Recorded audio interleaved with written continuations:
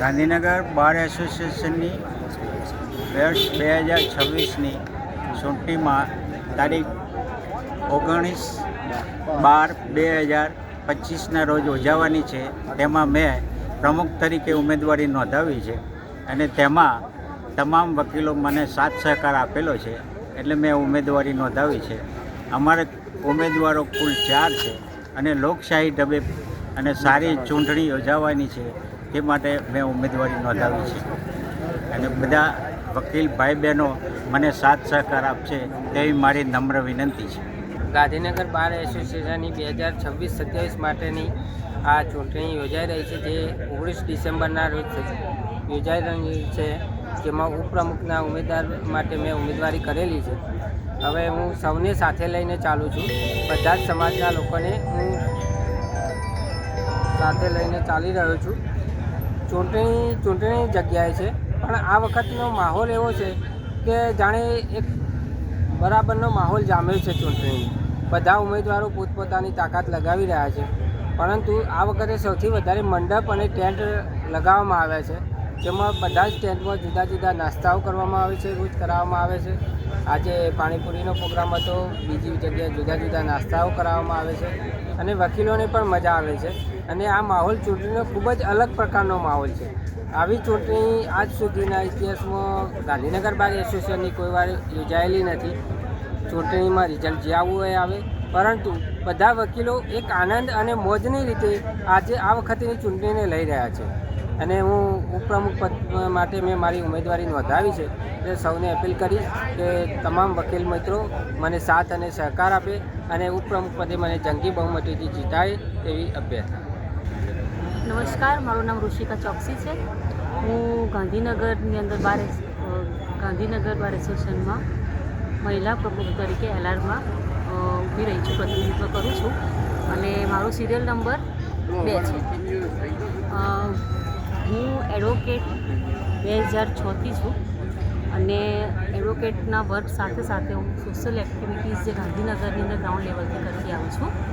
જે ગાંધીનગર 2000 લગભગ ગણીએ તો 17-18 વર્ષથી ગ્રાઉન્ડ લેવલથી હું સોશિયલ એક્ટિવિટીઝ કરું છું, જેની અંદર વિવિધ પ્રકારની મારી સોશિયલ એક્ટિવિટીઝનો સમાવેશ થાય છે, કે જેમાં હું બાળકો, સમાજ વિસ્તારના વ્યક્તિઓ, બહેનો, મહિલાઓ માટે અને જે ઘર વિહોણા છે એવા વ્યક્તિઓ માટે હું સતત કાર્યરત રહું છું.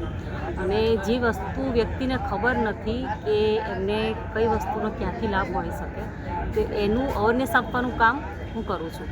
ઘણી બધી સંસ્થાઓમાં જોડાઈને એક સોશિયલ એક્ટિવિટીઝ કરું છું, જે માત્ર એક નામ માટે નહીં, પણ આપણા દ્વારા કોઈક સારા કામમાં નિમિત્ત બને અને કોઈકનું કંઈક સારું થાય, એ જ મારો એક મહત્વ છે.